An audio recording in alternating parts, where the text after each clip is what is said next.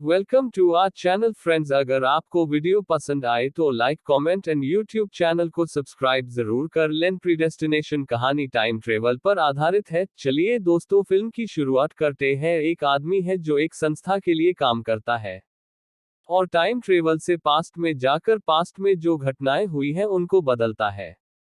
इसका नाम है जॉन। जॉन को सन 1992 से 1975 में भेजा जाता है, यानी कि पास्ट में भेजा जाता है। दरअसल इस साल एक बहुत बड़ा बम ब्लास्ट हुआ था जिसमें 10,000 लोग मारे गए थे। जॉन को पास्ट में भेजकर इस ब्लास्ट को रोकना चाहते हैं।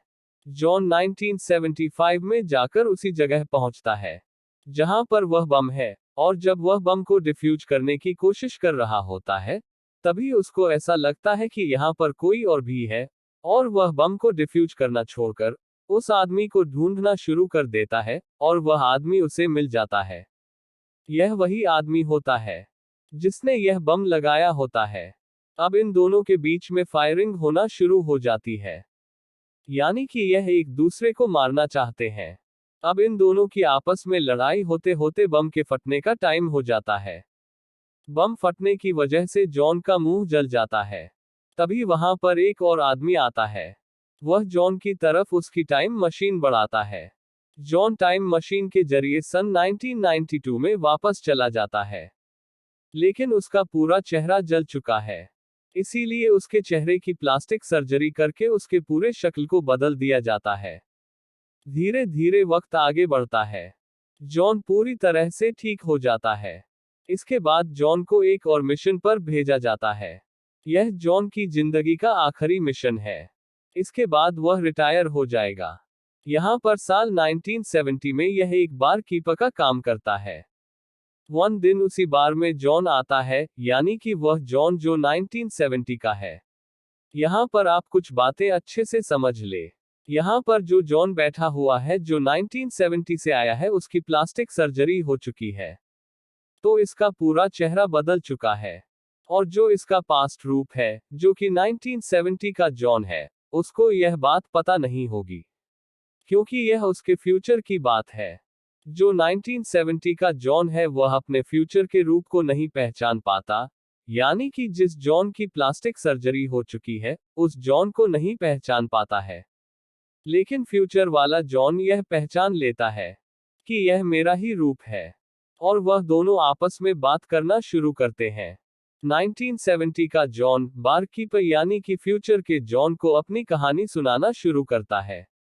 वह बताता है कि मेरे माँ बाप ने मुझे एक अनाथ आश्रम के बाहर छोड़ दिया था, और जब मैं पैदा हुआ था मैं एक लड़का नहीं था बल्कि एक लड़की थी। लेकिन अनाथ आश्रम में मैंने पाया कि मुझ में एक अलग ही शक्तियां थी।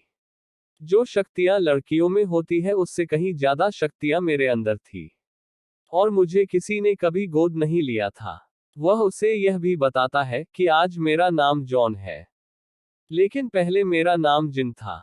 इसके बाद बारकीपर को बताता है कि मैं एक लड़की के रूप में बड़ी हुई और मुझे एक स्पेस प्रोग्राम में जाने का मौका मिला।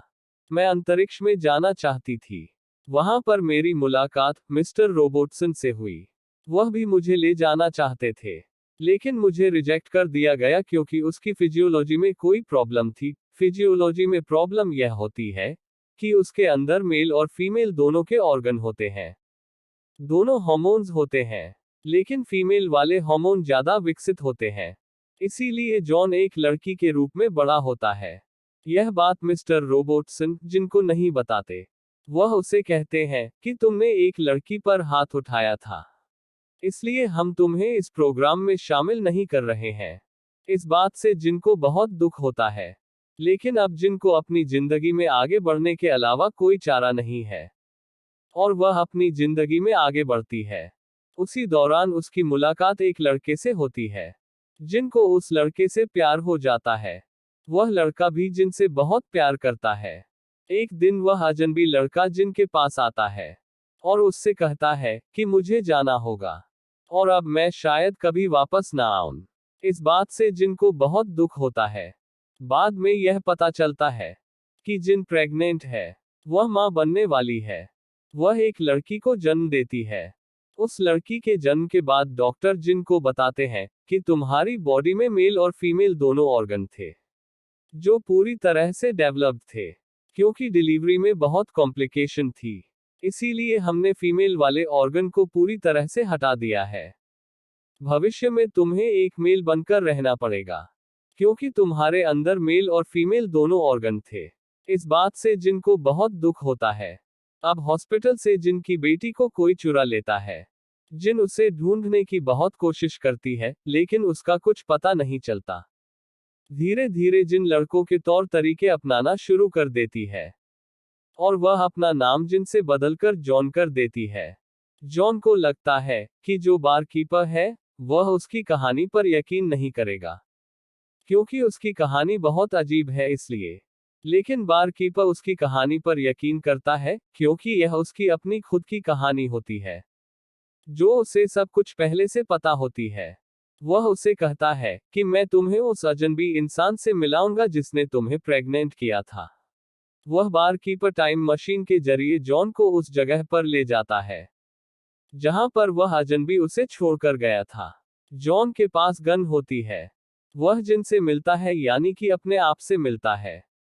वह अपने पास्ट में गया है, और वह अब एक लड़का है। जीन उसे नहीं पहचान सकती कि यह मेरा फ्यूचर का रूप है। जॉन जब जिन को देखता है, तो उसे देखते ही प्यार हो जाता है। जॉन यह समझ जाता है कि मैं ही वह इंसान हूं जिसे मैं खुद ढूंढने आया हूं। यानी कि जॉन वही लड़का होता है जो जीन को छोड़कर गया होता है। कहने का मतलब यह है कि जॉन वही लड़का होता है जो पास्ट में आकर जीन से मिलता है, उससे प्यार करता है, और वह प्रेग्नेंट हो जाती है। यहाँ पर यह गुत्थी सुलझ जाती है कि जॉन, जीन, बारकीपर और वह इंसान जो जिन के बच्चे का बाप है, यह चारों इंसान एक ही है, जो अलग अलग वक्त के इंसान हैं। जिस समय जीन और जॉन बात कर रहे होते हैं, उस समय बारकीपर टाइम मिशन के जरिए 1975 में चला जाता है, क्योंकि उसे उस बम को डिफ्यूज करना है।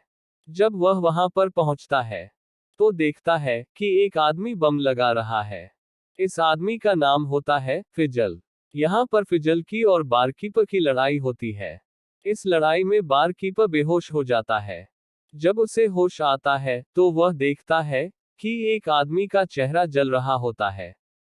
यह वही सीन होता है जो कहानी के शुरुआत में दिखाया जाता है। तभी बारकीपर उसे उसकी टाइम मशीन देता है, और वह टाइम मशीन के जरिए सन 1992 में पहुंच जाता है। यह आदमी खुद जॉन होता है, जो अपने उस रूप को मशीन देता है जब उसका चेहरा नहीं जला हुआ था। यानी कि यह दोनों अलग अलग समय से आए हैं, इसीलिए एक जगह इकट्ठे हो जाते हैं। इसके बाद बारकीपर उस समय में जाता है जिस समय जीन एक लड़की को जन्म दिया होता है। वह उस लड़की को चुराकर टाइम मशीन के जरिए सन 1945 में ले जाता है, और एक अनाथ आश्रम के बाहर छोड़ देता है। और यह वही अनाथ आश्रम होता है जहां पर जीन बड़ी हुई थी। यानी कि यह जीन खुद ही होती है जो आगे चलकर जॉन बनती है। कहने का मतलब यह है कि बाहर की पर निजी इस बच्ची को चुराया। जॉन, जीन, यह सभी लोग एक ही इंसान है। यही बच्ची आगे चलकर जीन बनती है। जीन से जॉन बनती है।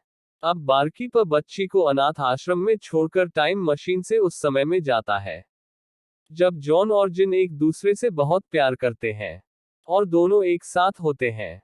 बारकीपर जॉन को इशारा करता है कि अब चलने का वक्त हो गया है। जॉन बारकीपर के पास जाता है और उसे कहता है कि मैं जीन को नहीं छोड़ सकता। बारकीपर उससे बोलता है कि तुम तो जानते हो कि यह तुम्हारा पास्ट का रूप है, और वह उसे बताता है कि मैं तुम्हारे फ्यूचर का रूप हूं।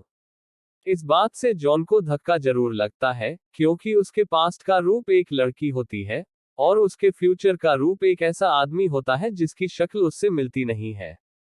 इसके बाद जॉन और बारकीपर उस टाइम मशीन के जरिए सन 1985 में जाते हैं, और बारकीपर जॉन को सन 1985 में छोड़कर खुद सन 1975 में आ जाता है।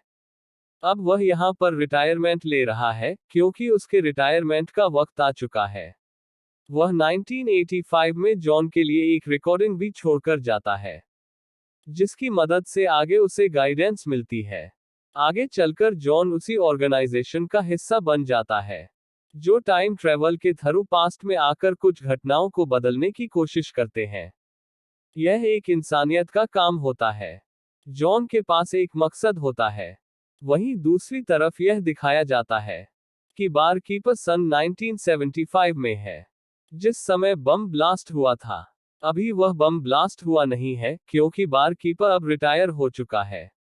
वह अपने टाइम मशीन को हमेशा के लिए ऑफ करने की कोशिश करता है, लेकिन उसमें कुछ एरर आ जाता है, यानी कि वह रिटायर होने के बाद भी उस मशीन का इस्तेमाल कर सकता है। यहीं पर बारकीपर के पास कुछ पेपर होते हैं। वहां उसे कुछ क्लू मिलता है जो उसके बॉस मिस्टर रोबोटसन ने छोड़ा होता है, जिसके द्वारा वह उस फिजल बम्बर को पकड़ सकता है। उस क्लू के जरिए बारकीपर उस जगह पर पहुंचता है जहां पर उसे वह फिजल बम्बर मिल जाता है जिसने वह बम लगाया होता है। बारकीपर उस बम्बर को देखकर पूरी तरह से हैरान हो जाता है, क्योंकि वह बारकीपर के फ्यूचर का रूप होता है। बारकीपर को यह पता ही नहीं होता कि वह फ्यूचर में चलकर एक ऐसा आदमी बन जाता है जो लोगों को बम ब्लास्ट करके मार सकता है। इस फिजल बम्बर की दिमागी हालत ठीक नहीं होती है। फिजल बारकीपर से पूछता है कि जो तुम्हारी टाइम मशीन एरर बता रही है, क्या तुमने ऑर्गेनाइजेशन को रिपोर्ट की है? लेकिन उसने रिपोर्ट नहीं की होती है। वह रिटायरमेंट के बाद भी टाइम टेबल करता है। यह गैरकानूनी है। यहाँ पर फिजल बारकीपर को कहता है कि तुम्हें मुझे एक्सेप्ट करना ही पड़ेगा क्योंकि मैं तुम्हारा फ्यूचर हूँ। लेकिन बारकीपर यह नहीं कर पाता और वह फिजल को गोली मार देता है और फिजल मर जाता है। इस कहानी के सभी कैरेक्टर एक ही इंसान है, पर अलग अलग समय के। भले ही बारकीपर ने फिजल को मार दिया हो, पर फ्यूचर में वह फिजल बम्बर बनेगा ही बनेगा। इसका बस एक ही रीजन सामने आता है कि ज्यादा टाइम ट्रैवल करने की वजह से उसके दिमाग पर असर होता है और वह कहीं ना कहीं अपनी मानसिक संतुलन खोकर बुराई के रास्ते पर चला जाता है। इस कहानी में यह समझाया गया है कि टाइम ट्रैवलर कुछ भी कर ले पर जो हो चुका है वह उसे बदल नहीं सकता। यानी कि आप पास्ट में जाकर कुछ भी बदलकर फ्यूचर में कुछ चेंज नहीं कर सकते। इसी के साथ फिल्म का एंड हो जाता है। दोस्तों वीडियो पसंद आए तो लाइक जरूर करिए।